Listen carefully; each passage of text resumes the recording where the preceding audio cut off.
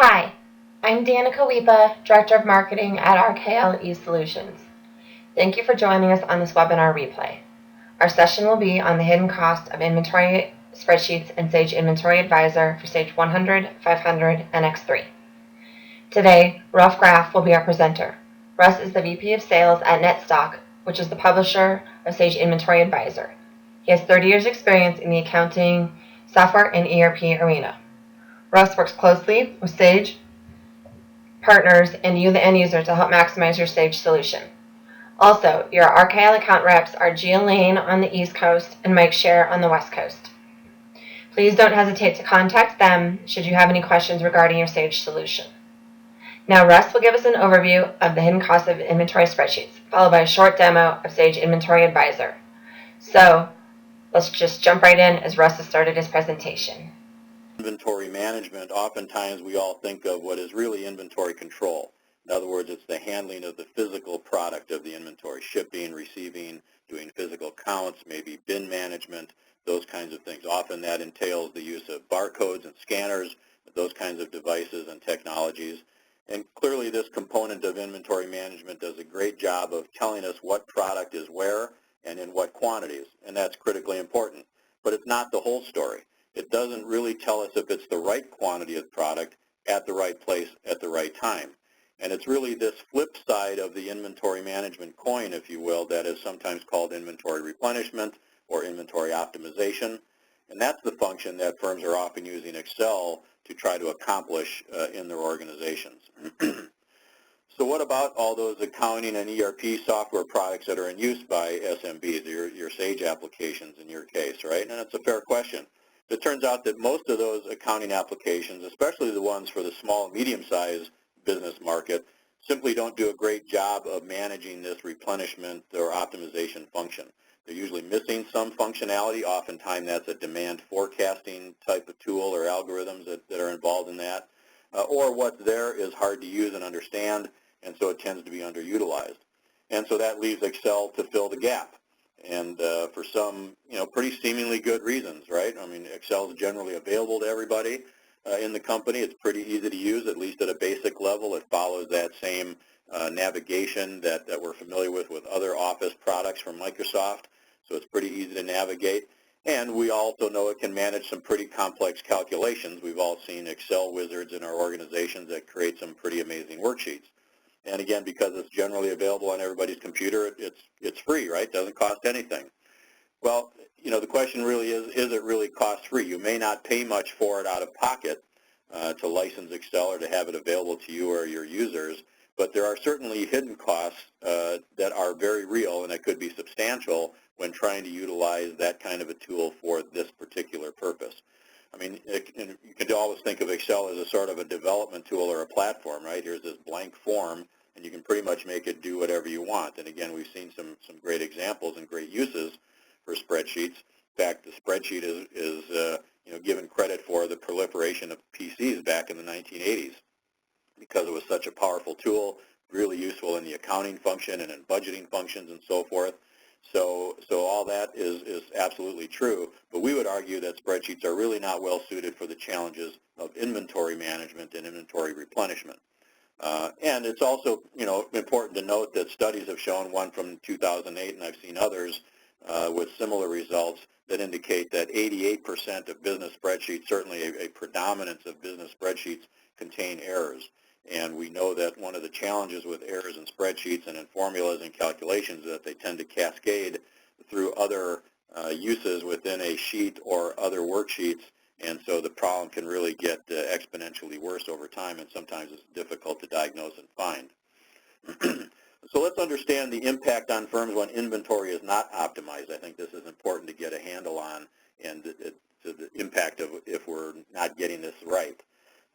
And that what that really results in is excess inventory in one hand, and on the other hand, stocking out of other products.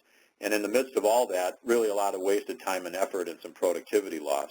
When we work with clients, it's not uncommon for us to identify 15, 20% or more in excess stock in an organization. So just for some simple math, if a firm has, say, $1 million in inventory value on the books, that means that some $200,000 of working capital is tied up in excess inventory. and that capital could be put to use elsewhere in the business to drive profits. I'm sure there's other projects and other uses for that cash. In addition to that, the industry rule of thumb is about a 20-25% cost of carrying that inventory. And so in the case of our math here, that would result in about a $50,000 per year in carrying costs on that excess inventory, things like taxes and insurance, shrinkage and obsolescence. You've got to you pay rent on the warehouse space that it's taking up. You have to count it and move it around. So you've got labor costs associated with it. So real, true, hard costs of having that excess inventory. So excess is not a good thing. But even worse than excess is running out of product when a customer has a demand or a need for it.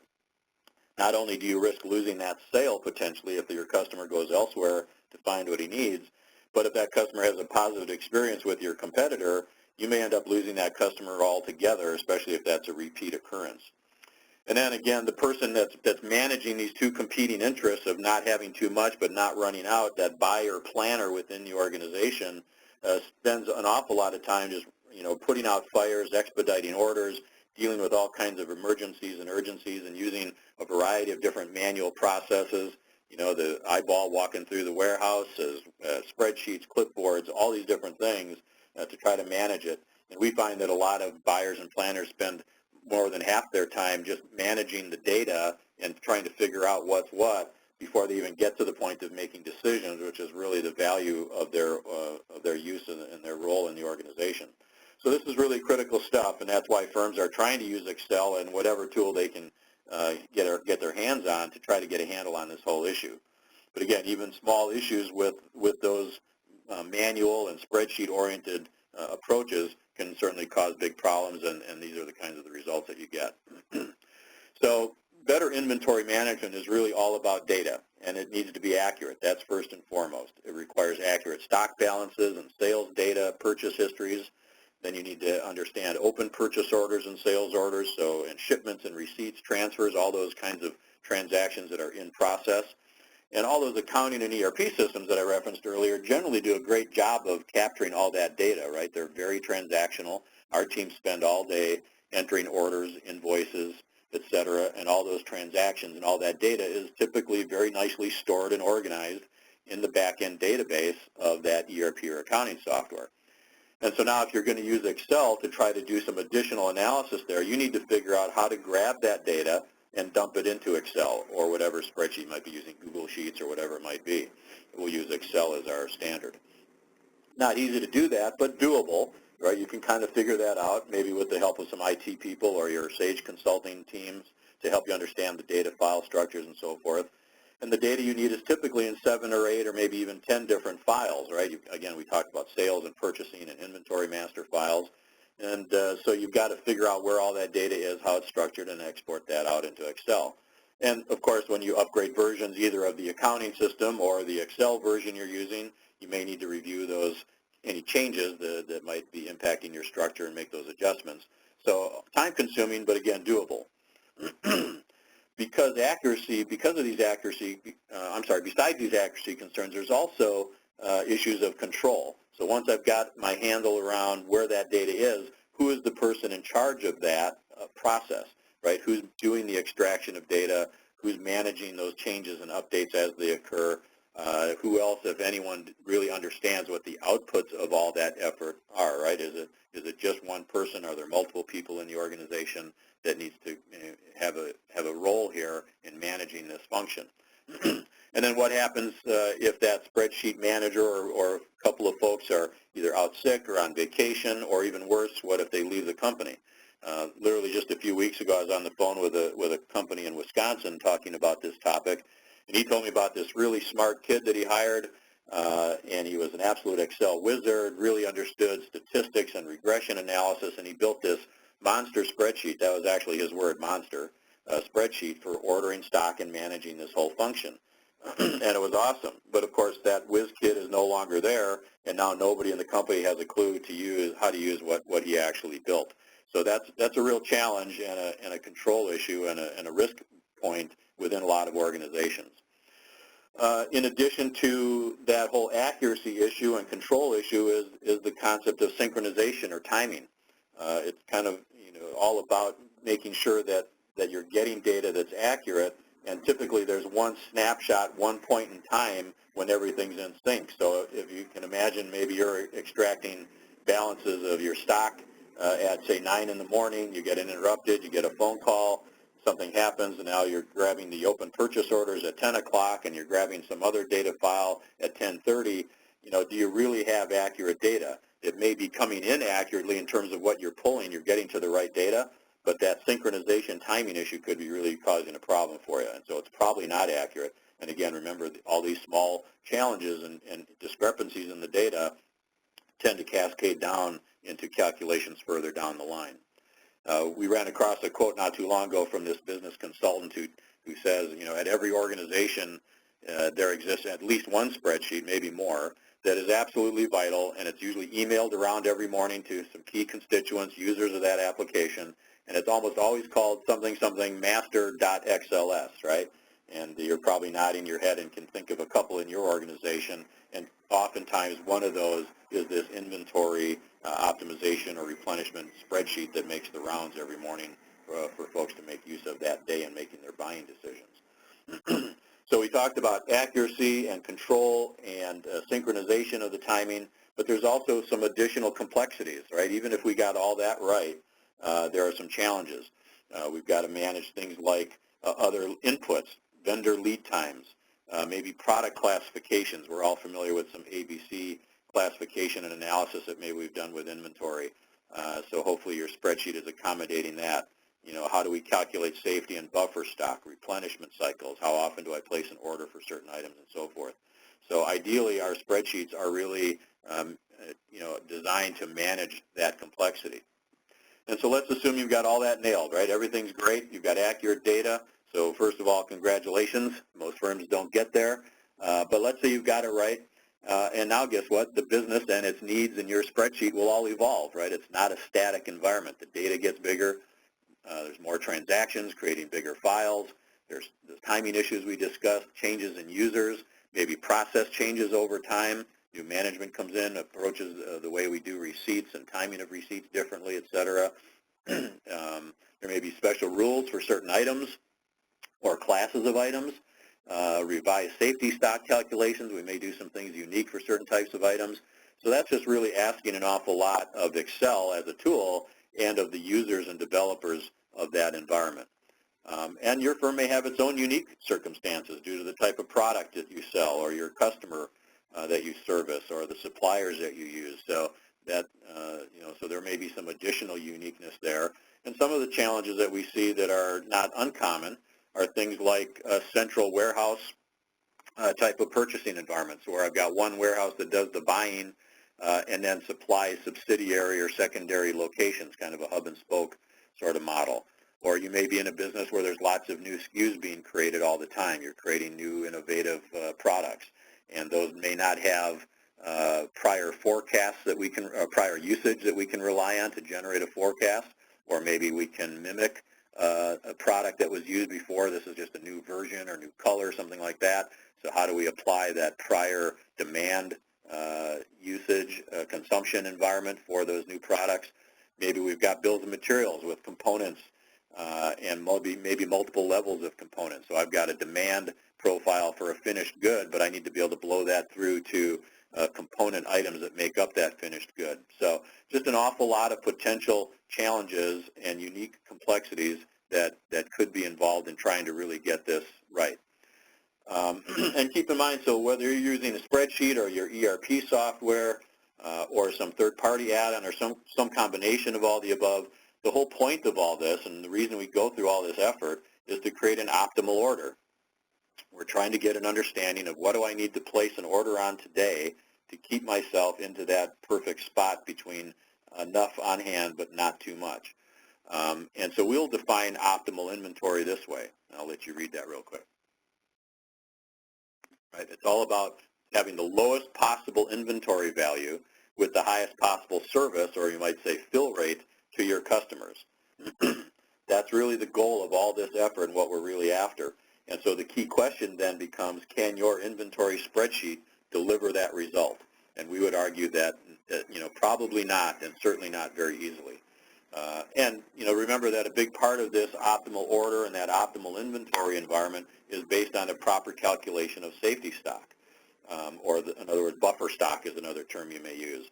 In an ideal world, if I could place an order today and this afternoon I'd have my product from my supplier and it was always right and on time, I wouldn't need to have buffer stock, right? I could walk the warehouse and see when I'm down to one item, one unit, and then place the new order and it comes in this afternoon, life is good. But that's not reality. We all know that there are risks. There's longer lead times. There's supplier risk. Our forecast may not be accurate. We may have some unusual dips or surges in demand that we can't account for and predict.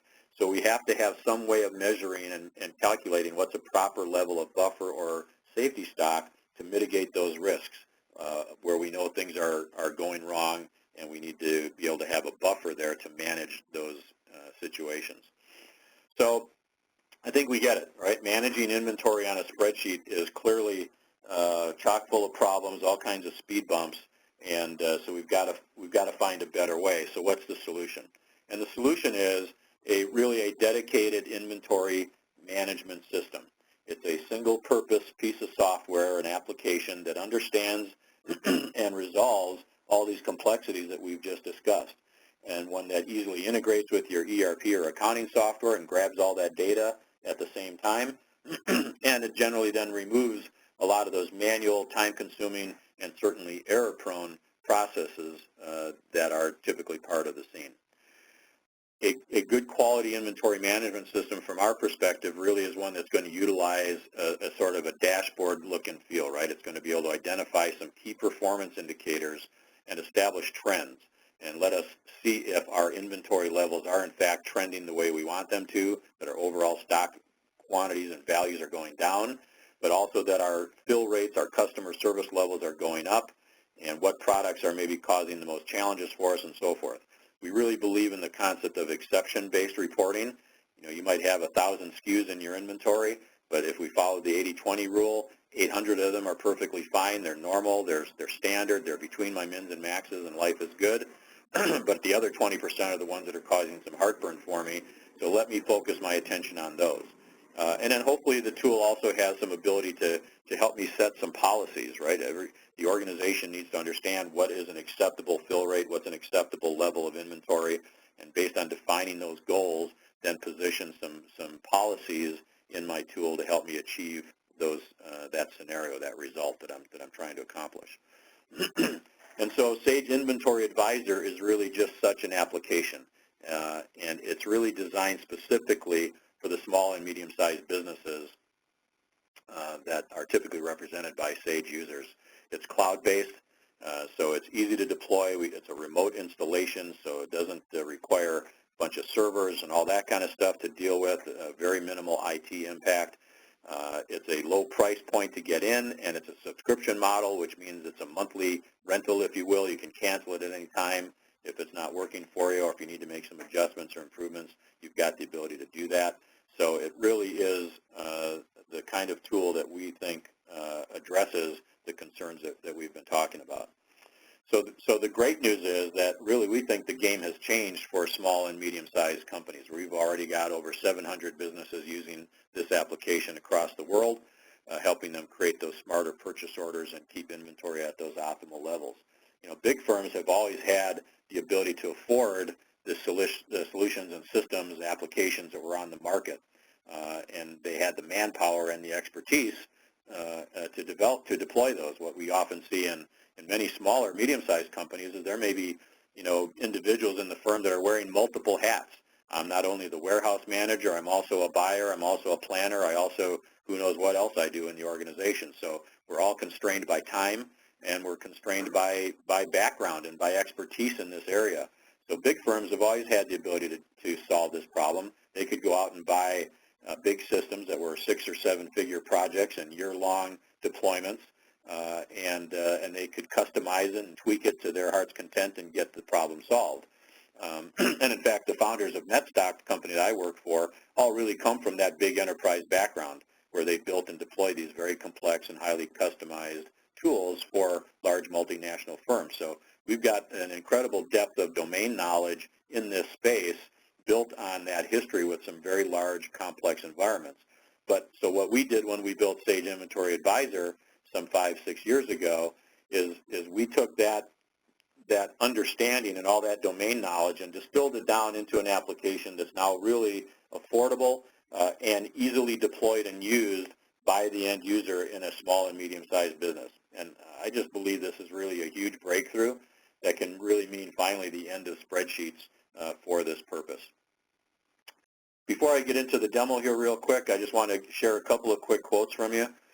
This first gentleman, Joe Jospy, is a perfect example. He admits, they came out of a spreadsheet environment, is what they were doing to try to solve the problem. He called that process as awkward and inaccurate, very inaccurate, and that once he's deployed Sage Inventory Advisor, it just enabled a much more efficient process.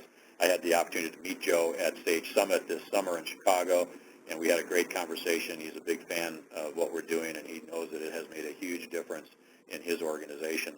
And then the second quote here, pretty short and sweet. Mike Ellery at Warwick Hanger just says, man, we just don't have stock out. That was his big problem before he deployed our solution. And he literally says he couldn't run the business without SIA in place. So we've got some great history out there. Again, mentioned 700 companies, over 6,000 users. We're managing something like $2 billion plus in inventory value across our network of customers. And so we're very excited about what we've been able to accomplish and looking to do more in the future. So with that said, let me now take a look at a quick dashboard. Danica, did we want to take any kind of a quick break here and see if there's any questions on what I presented so far before I get into this? Yes, I think that would be a good idea. I will quickly unmute everyone's line, and if anyone has any questions, they can speak up. Okay, the lines have been unmuted. I have a question. Does this work for people who have complex, we're a manufacturing company, so we buy components that go in to make our finished goods. Would this work for those components? Yeah, great question. It absolutely does. We have the ability to extract bill of materials files from your core ERP application. We understand that recipe, if you will, right, what the quantities of components are per finished good. And so we look at a demand for the finished good and then understand the bill of components underneath that and extrapolate and blow that through. So it says if I need 5 bolts for this finished good and I've got a demand of 10, that means I better have 50 bolts on hand for my production process. And so, yes. So we have an ERP. We have Sage X3. Okay. And I was just trying to find something that would make it a little bit easier for my purchasing folks to do their ordering and planning and that type of thing. Yep, I think this could be very interesting for you to take a look at, because we have probably done, I think, something like 55 or 60 X3 deals now in the last couple of years. So I know there's a demand, there's a gap there that we fill nicely, and almost all of those are manufacturing environments. So I think there's something there. Yeah, so we understand up to 99 levels of bill of materials. Hopefully you don't have that many. No. If we did, we'd shoot ourselves. May I ask? Right, exactly. Excellent, thank you. So I just, I'm not going to do a training session here. I just want to give kind of a high-level overview, maybe 10, 12 minutes here, just to give you a feel for what the interface looks like and what some of the functionality is, and how we've tried to build some ease of use for the smaller marketplace that we address. So this is what you would first look at, is this dashboard environment when you log into your secured environment. So this would be your data. And you're going to see a list of 9 different panels or KPIs, key performance indicators, metrics that we track that really give us what we would call a health check of your inventory. It's a quick snapshot. Typically, we're grabbing this data at night, once a day, at 2 in the morning, something like that. We're connected to your ERP system for a couple of minutes while you send up the data to us. It's encrypted and compressed, so it goes very quickly and it's very secure. Bank-level security, and then it goes into our cloud environment where we do all the heavy number crunching, and then in about 10 or 15 minutes, you've got this data presented to you that's really now information, not just raw data. It's now actionable information that's available to you on any browser, any device, anywhere, anytime type of environment, right? True cloud application. And every one of our 700 customers plus are using exactly the same version of this software every single day all over the world. So it's a true multi-tenant SaaS application. If you're on the IT side, you'll be familiar with those terms. So you're presented with this dashboard. The top two rows are really where most of the action is. We've got some interesting additional stuff down here on the bottom that identifies unique situations around new SKUs and some other ways of analyzing and slicing and dicing the data. But for the buyer and planner of the inventory, they're typically involved in these first two rows. The first one really addresses my current stock status. What do I have in inventory today? What is excess? And what is what I call a surplus order. A surplus order we define as an order that the second it arrives at our dock and is received by us, it goes automatically to excess. It creates more of an excess problem. In other words, it's come in before we really need it based on our lead times and replenishment cycles and demand profiles for all of our items. So that's a little bit more forward thinking. The second row is really more oriented from our customer perspective. What's my current fill rate for my customers versus my target? What's my current stocked out situation? And what are my potential stock outs? Again, a forward-thinking view here. What do I think I'm going to run out of based on my projected demand and my lead times before my next replenishment arrives at the dock? What am I at risk here of running out of? So on this last column, surplus orders and potential stock outs, as a buyer planner, I still have the ability to make some changes and adjustments in my plan. I could go and delay an order for a week or maybe cancel an order if I had to, or I could expedite an order, maybe change my shipping instructions for that product to make sure that I don't run out. So I can be proactive in those areas. The middle bar is really where I already have some issues, right? I already have excess that I need to work down. I already have some products that are stocked out. So we see this nice colorful graphic here. We can look at this in terms of days, weeks, or months. So it's set for weeks right now. I can look at this across all warehouses or all kinds of different ways of slicing and dicing the dashboard. I could do it by buyer, by product line, those kinds of things, or certainly by warehouse. Here I'm looking at a particular specific warehouse. I could look at it overall for all warehouses. So I've got some ways that I can even slice and dice what data is presented on the dashboard. But then once I've made that definition, I'm looking at my stock holding and fill rate and all these things that we just talked about.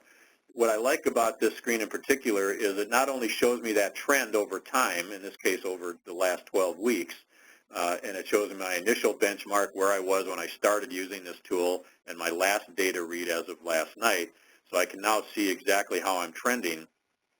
But it also identifies for me the top 5 items that are contributing most to this condition or to this problem. So my database here, my dashboard is telling me I've got $3.4 million worth of excess inventory, which is spread across some 2,000 items. The top 5 of those items are right here presented for me. Because I know that as a buyer, I can't deal with 2,100 items today, but I might be able to deal with these top 5 and maybe do something about those, understand why they're showing up on my dashboard, and then remove those from my list. Tomorrow I get a new fresh 5, the next day another fresh 5, etc. So if I'm a buyer and planner, if I do nothing but solve my first 2 or 3 or 5 problems in each of these maybe key 4 metrics here, I've done an awful lot that impacts the overall health of my inventory. And if I do that day over day with some discipline, I'm going to see all these trends going exactly the way I want them to. Stock holding going down, fill rates going up. You'll notice we do an exact modeling here. So based on our model, in a perfect world, we say that this organization should be able to get by with $6.9 million worth of inventory on hand, and currently we're running at 10.4. So clearly we've got some work to do, and a lot of it is centered right here in my excess stock. But I also have products that are out of stock. And you'll notice that there's some color coding here. We talked about product classification earlier in the presentation. Here's an AH item.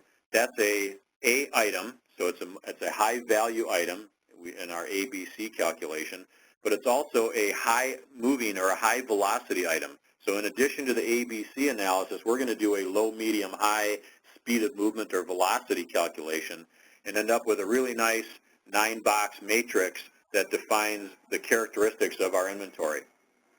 And we now can actually have policies and fill rates and goals and inventory levels defined for those different components of our inventory. So we're not painting every item in our database. I've got 1,000 or 10,000 SKUs. I'm not treating them all the same with the same broad brush approach. I can actually be very specific as I look at my inventory items and define those policies and rules. So if I see that I'm out of stock on an AH item, I may want to drill into that a little bit further and see exactly what's going on. And as you notice, we've got nice hover over capability here that shows me what that, a little bit more detail about that item, and it allows me to immediately drill directly into that detail to see what's going on. So I've now drilled into an inventory inquiry screen, one of a couple ways that I can get to this interface. And just real quickly on the left here is kind of my static information that I would pull from an inventory master, right? What's my cost and price, or my units of measure? What's my level on hand? How is it classified? So as I indicated, here's an AH item. Some, who's my primary supplier of that? What product line does it belong to? Who's my buyer? Other maybe user-defined fields or other key information that we could capture there. On the far right, I've got two key components. One panel that defines my demand profile. As I mentioned, in our application, we bring a forecasting engine with about 15 different algorithms built into it. So what we're going to do every night for every item in every warehouse, we're going to do this extreme analysis and look at this pattern of consumption here, and based on that pattern, assign the best fitting algorithm to project demand going forward. So in this case, it's telling me that it picked an algorithm called no trend, but seasonality. So it's seeing some seasonality, but overall no trends up or down. Excuse me. So it took that history and applied that forecast now. So I'm seeing that in a table and graphically as to what my current activity is with that item. In addition, now I'm calculating that safety stock that I indicated was so critical. So what's my fill rate? This is an A-high item. I don't ever want to run out of this. This is a bread and butter item, so I've got as high a fill rate as I can get, 99.99%, right? I order this every 7 days.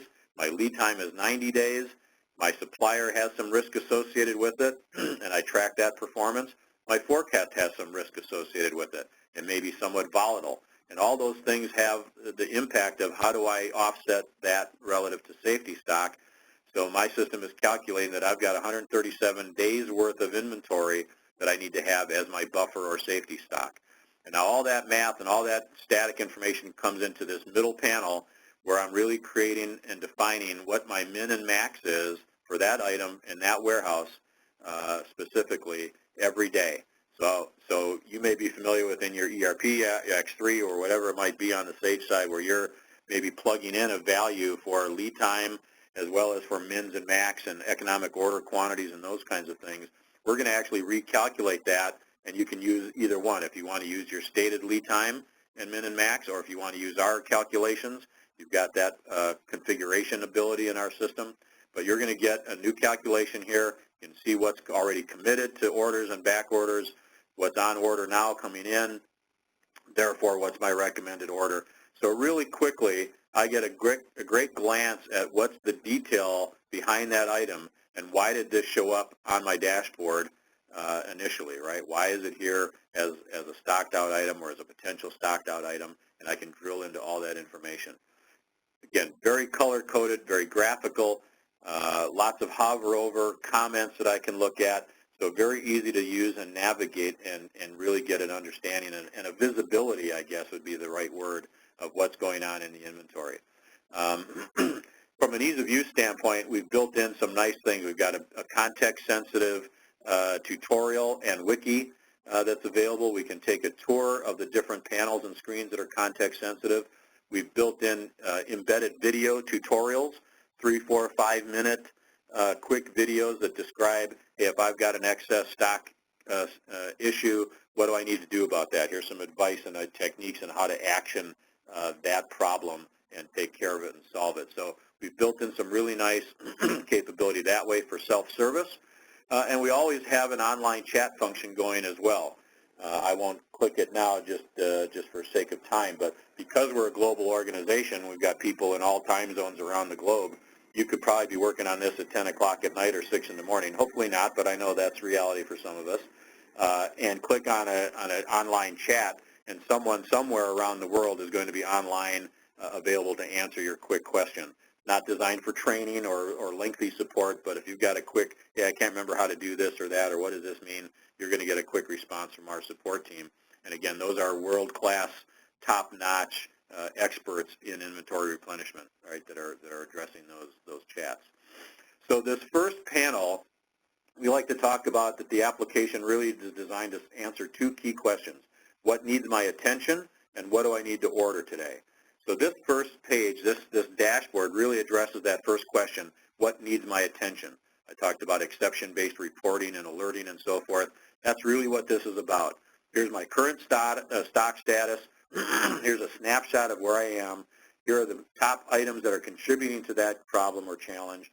and if I can now solve those and go forward on a day-by-day basis as I described, I'm going to make great progress. The second question is, what do I need to order? So for that, I'm going to click on the Orders tab up on top, and I'm going to go ahead and pick a vendor. Typically, right, we're buying from a particular supplier on any given day or multiple suppliers. So here's a quick summary sheet of all the suppliers that the system is recommending that I need to make purchases from today. So let's just pick this first one. Click that button and say create a new order.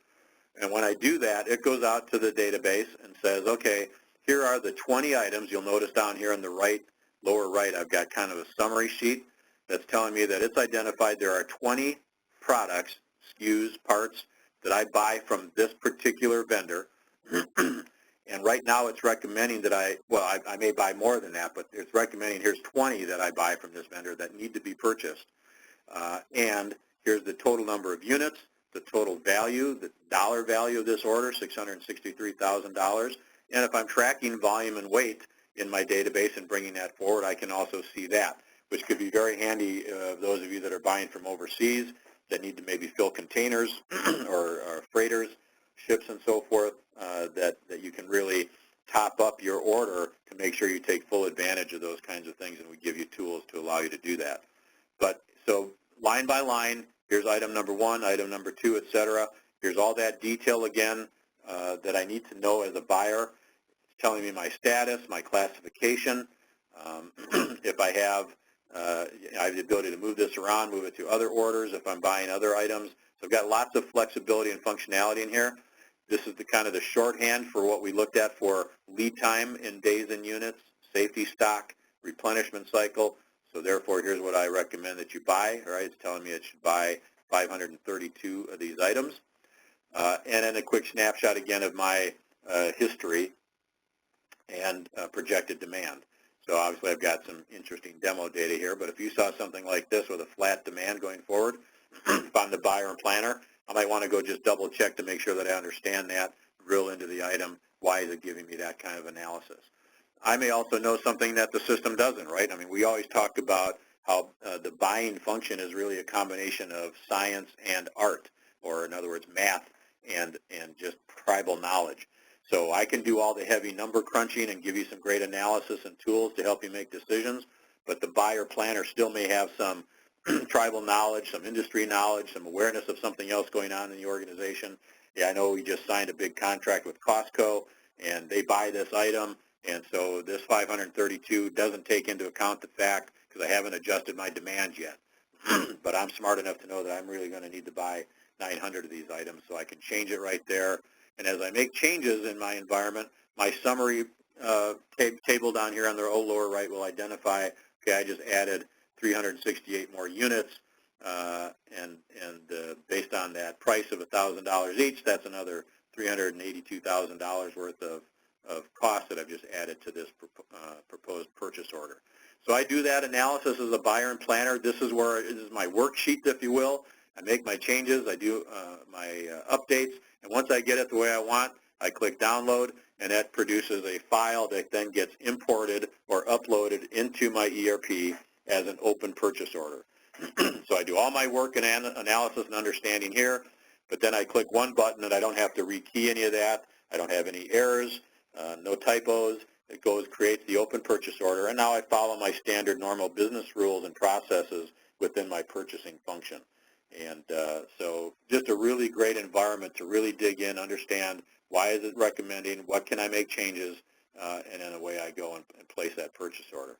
So again, day in the life of a buyer, they're looking at that dashboard and understanding what's going on in that environment. What do I need to take some action on today that's kind of slapping me in the face, and then go place proper optimal orders based on all that good information and some of my own knowledge.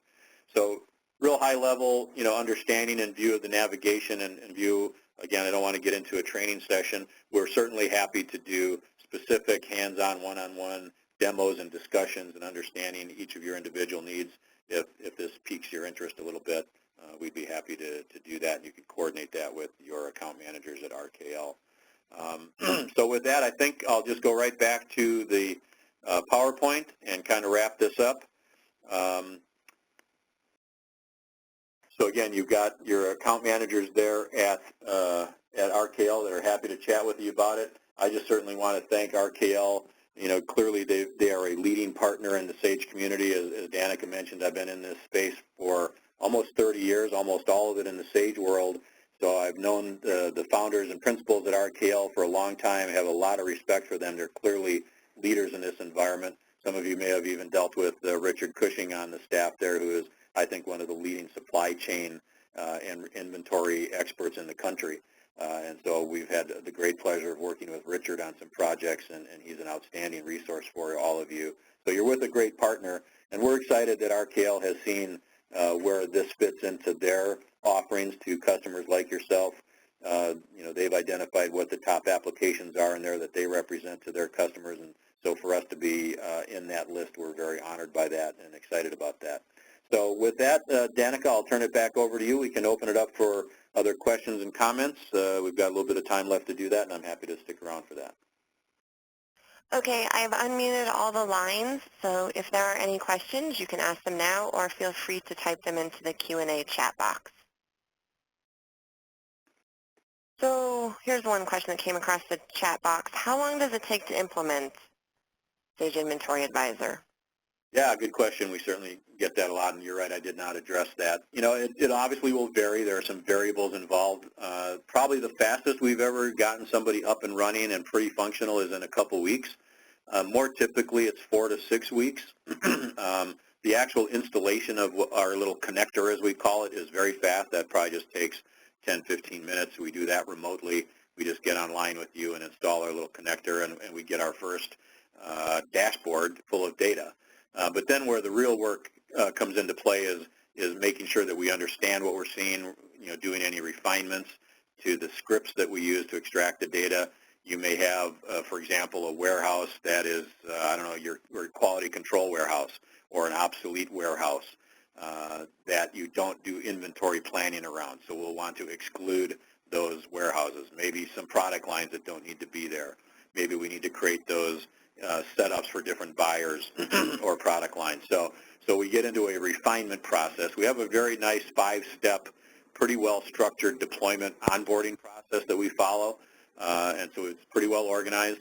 I will tell you this, that really what we have seen across the hundreds that we've done is that a key component of this is your ability at the end user level to assign what we call a custodian, you might call it a project manager, a go-to person in the organization that really can drive the process internally.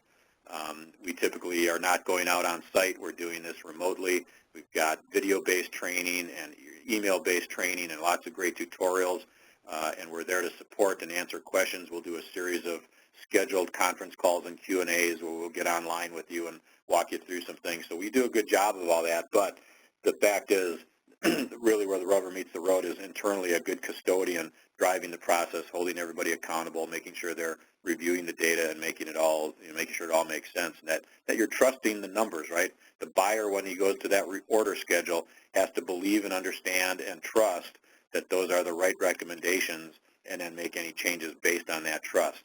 So that probably, going through that cycle and getting to that level of understanding and trust is typically 4 to 6 weeks.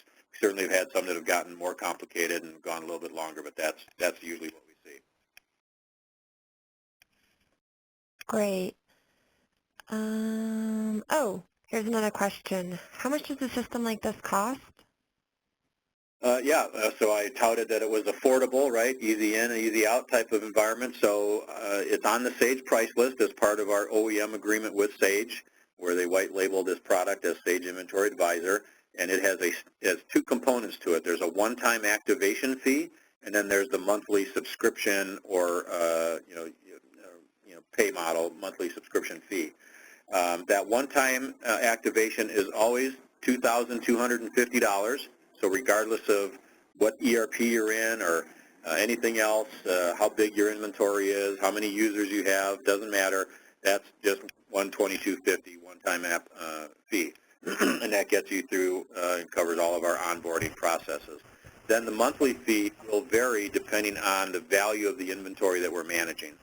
So for $1 million worth of inventory at one price, for $5 million it would be a higher price, and that certainly makes sense, right? Higher value at a higher price. But I would say that the majority of our users are in the $300 to $400 a month range, and that's typically in that $1 million range. So again, if you're freeing up a couple $100,000 worth of capital and saving $50,000 a year, we would argue that $300 or $400 or $500 even a month it creates an almost automatic payback and triple-digit ROI. So that's the pricing you're looking at, $22.50 one time, and then a variable number based on the value of the inventory, but typically in the $300 or $400 a month range. Okay, are there any other questions? Hello, can you tell, Russ, can you tell us what the difference is between Inventory Advisor and a full-blown MRP system? I'd say probably the biggest difference is that we don't have any understanding of any capacity constraints, right? Production schedules and machine hours and all that kind of stuff that a lot of times an MRP in a manufacturing or production environment will have that as one of its components in its data analysis. So we're not going to have any understanding. We're going to assume unlimited ability to produce product and buy product and stock product and so forth. But other than that, I think in many, many cases, we're able to achieve the same results as a full-blown MRP. Can production management use Inventory Advisor to manage intermediate level inventory, such as semi-finished goods instead of just the production of finished goods? Yeah, certainly if there's shop floor control in place and we're decrementing quantities and, and understanding what's being used by the production process, I think that would be key. I also think it's important to know that in a make-to-order manufacturing environment where that bill of materials might be very unique and fluctuates every time on every order, excuse me, that can get a little bit more challenging. So, your questions are those that would typically result in one of the longer deployment processes, maybe more in the 6 to 8 week process, where we'd really want to dig into specific requirements and make sure that we could address those needs. And we want to talk about that even before we deployed with you to make sure we understand it, because there's a lot of variability, a lot of complexity in the manufacturing environment. Clearly, if you think about a target, right, the bullseye on a target for us is distribution, wholesale distribution of durable goods, typically purchased from overseas with longer lead time. The next ring around that target starts to get into light assembly, manufacturing, kitting environments. The next ring around that bullseye more into heavy, full production manufacturing environments. So we want to be sure that we understand the needs and that we're able to meet those needs. But we have an awful lot of pretty full-bore manufacturing companies using our application and getting value out of it every day. So I know there's functionality there that's useful.